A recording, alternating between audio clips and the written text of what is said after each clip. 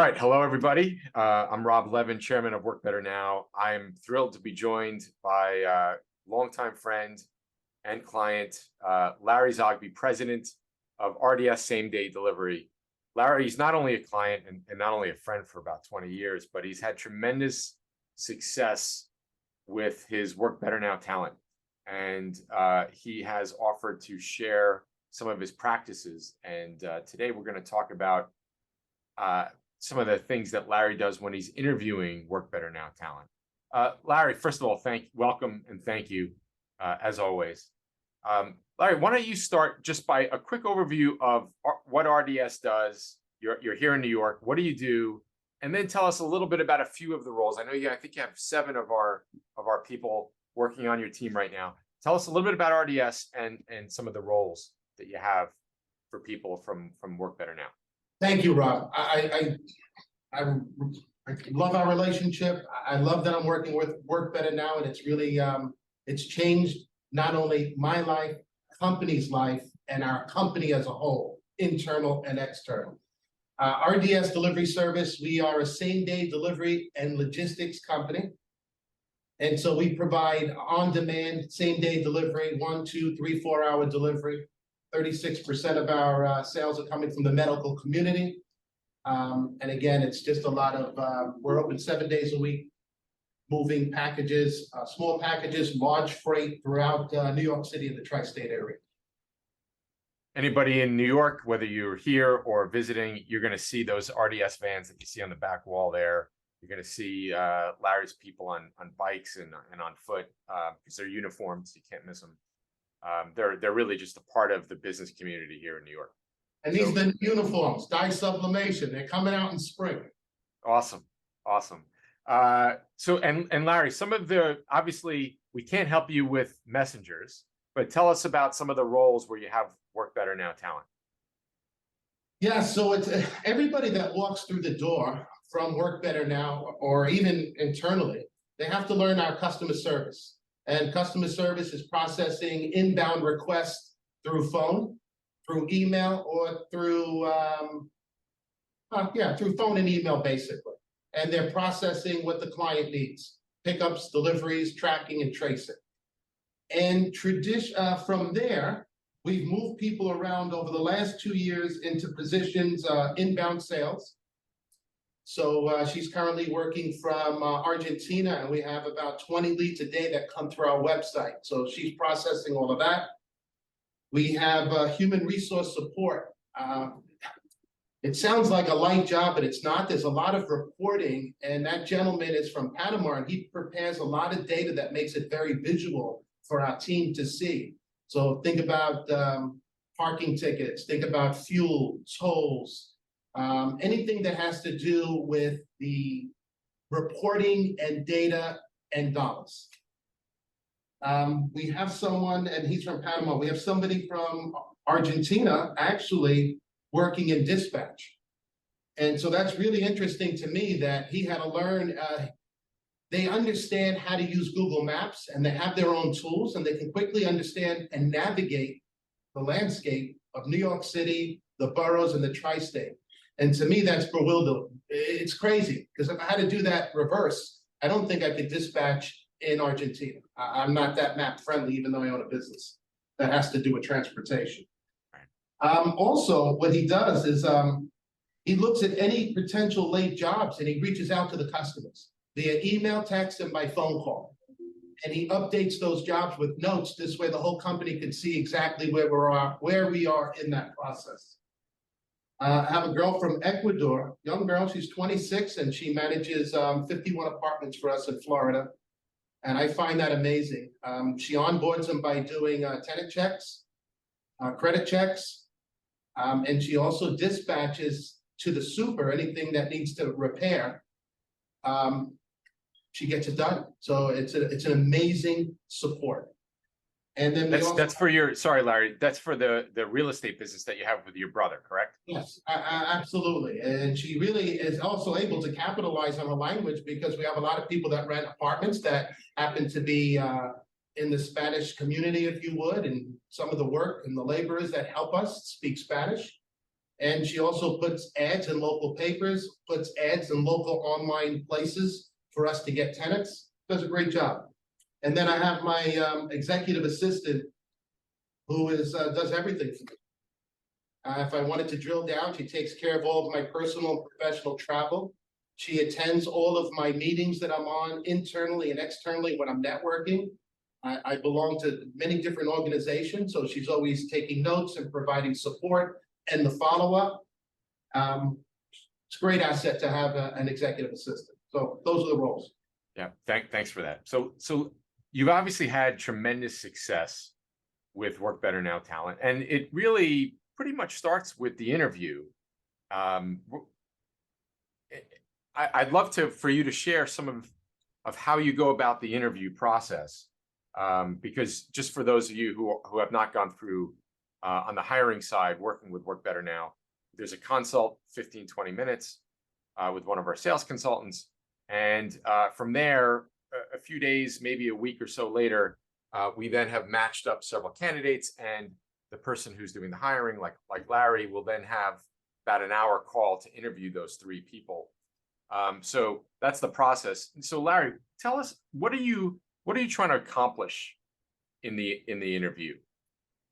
I do want to say, I'm going to answer that question. First, I do want you to know that we do have a director of human resource here.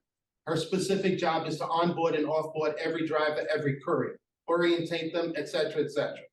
Traditionally, when she's then interviewing for anyone that works for me internally, it would go to her, a team member, my brother, and I would get the 4th and 5th interview. However, for Work Better Now, I put all that in the parking lot, and I am the one who interviews right out of the gate the Work Better Now people. With that being said, I also have my director of human resource inside my office, inside the conference room with me. And I also have another member from the team in the room as well. And the goal there is I want their perspective after I do the interviewing.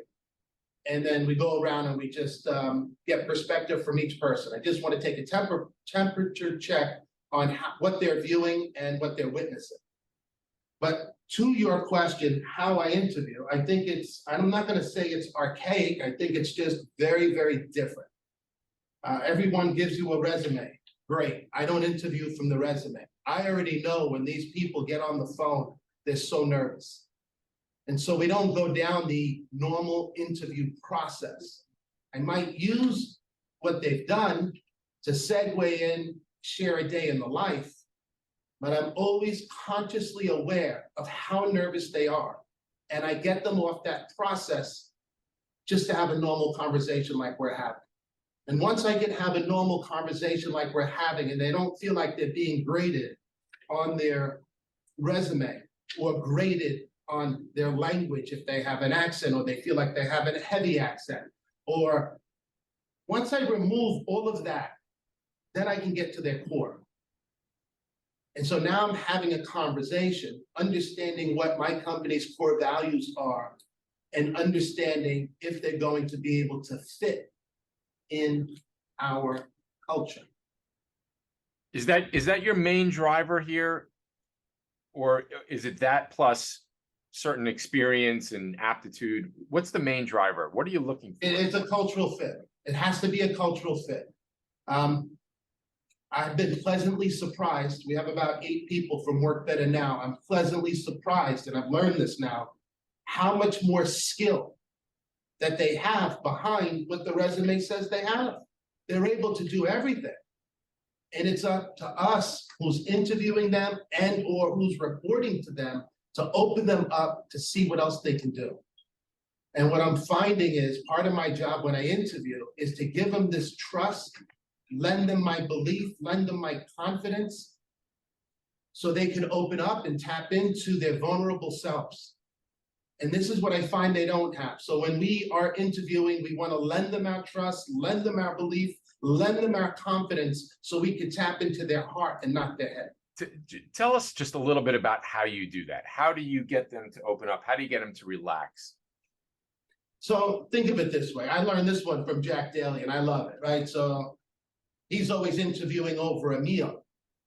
And so even when I interview, let's say I was interviewing someone internally, the last two interviews would be on me, but they would be at a breakfast, lunch, or dinner. And I find if we use that concept, because I can't have breakfast, lunch, or dinner with the remote team, I get into that headspace where we're just having a discussion.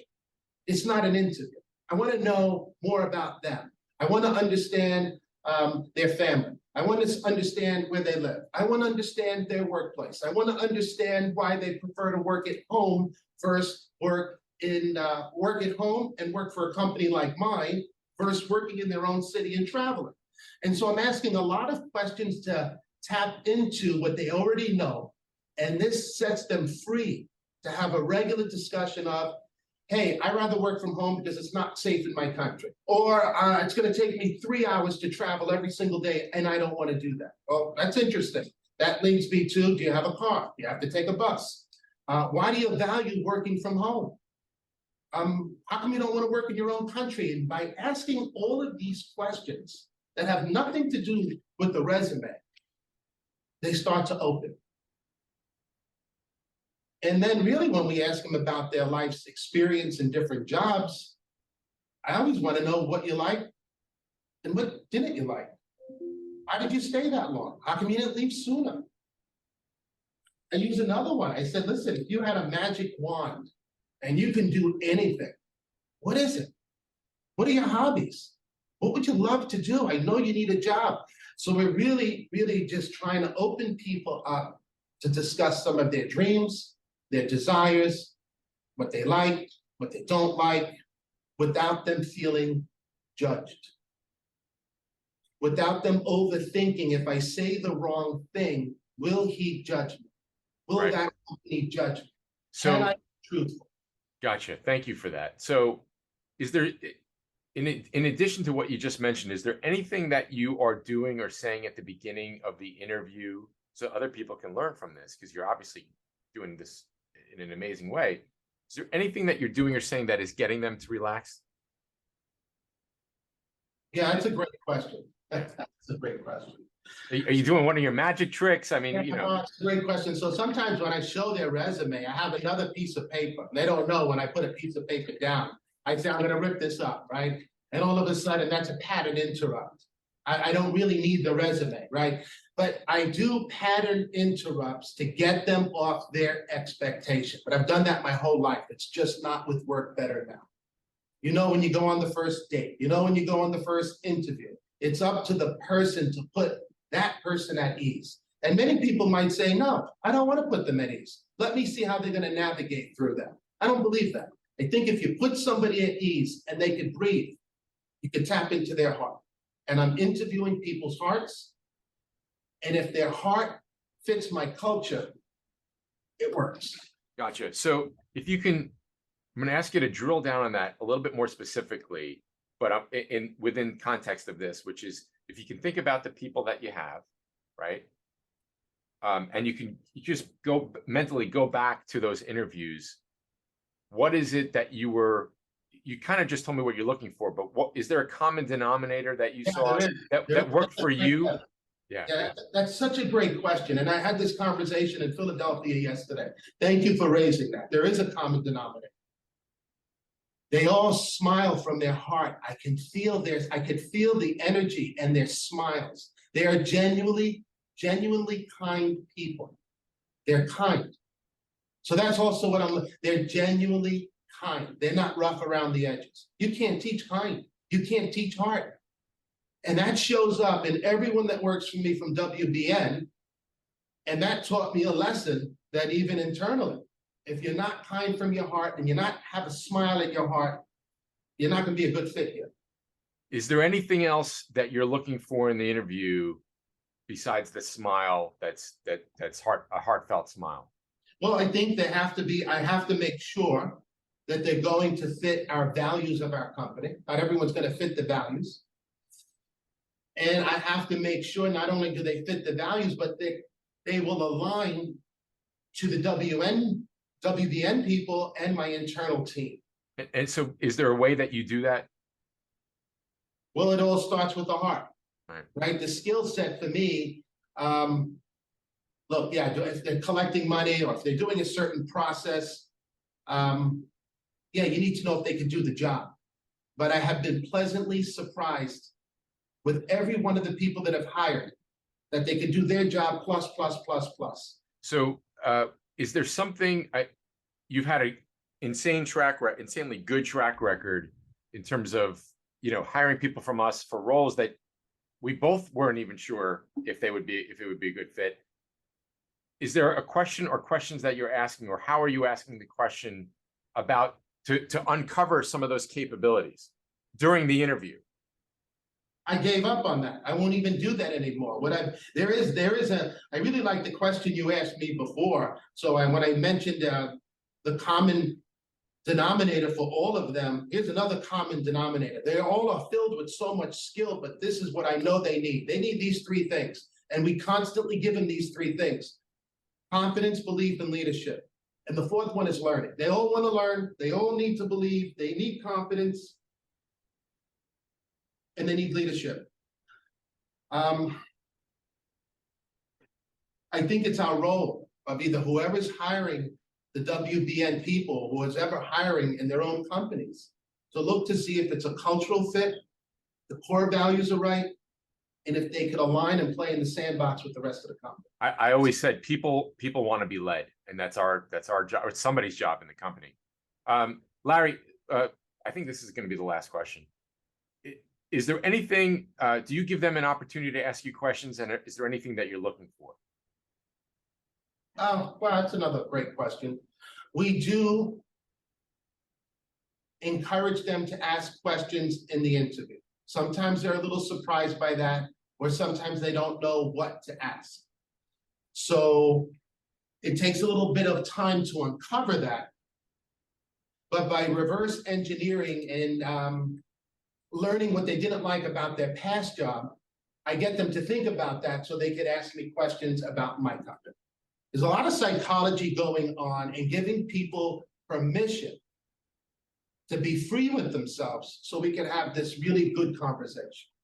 By the way, one person I let go from your company. It wasn't a good fit.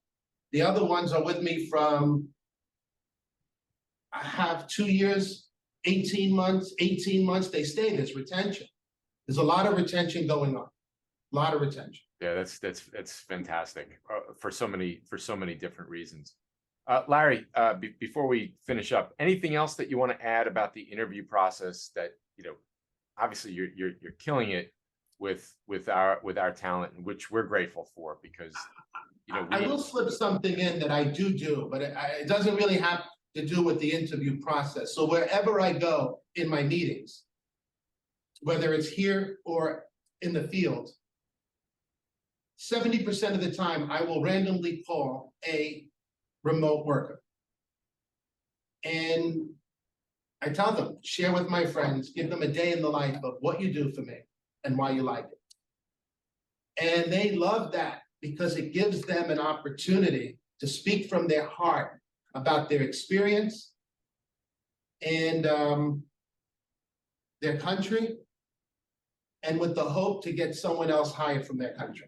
Yeah, it's so Larry, I want to thank you not only for this, but for what you just said and what you're doing. And the reason is that our mission is not only to help companies like you expand their capabilities, get more done, grow their businesses.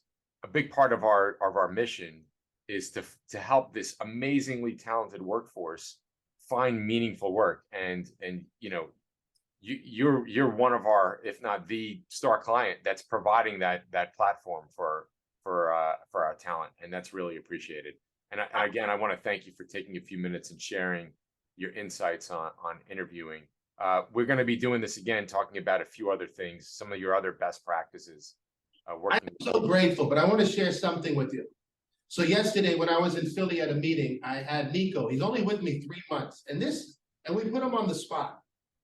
And when we said goodbye to him, my clients, for the next 10 minutes, kept talking about him. They couldn't believe what just happened. Now, Nico sent me a message late last night, I'll read it. He said, "Thank you. The previous time I talked to people with you at meetings, I felt I did poorly. and it left me embarrassed. So I made a choice to be prepared, to express myself with confidence if another opportunity came along. I was able to make that choice because of the trust that you placed in me. Thank you very much for giving me the opportunity. This kid never let me down. He's a young man, but they're so consciously aware that they want to impress everyone they talk to. But these people in Philly told me yesterday, same comment, they're all smiling when they speak. It's coming from their heart. It resonates in their smile and in their eyes. And that's what I'm looking for when I interview. That's what you're looking for. That you just nailed it right there. Larry, I don't want to keep you. Thank you so much for sharing some of this. And like I said, we'll be speaking again soon. Thanks a lot, Larry. More referrals are coming. Thank you. Thanks, Larry.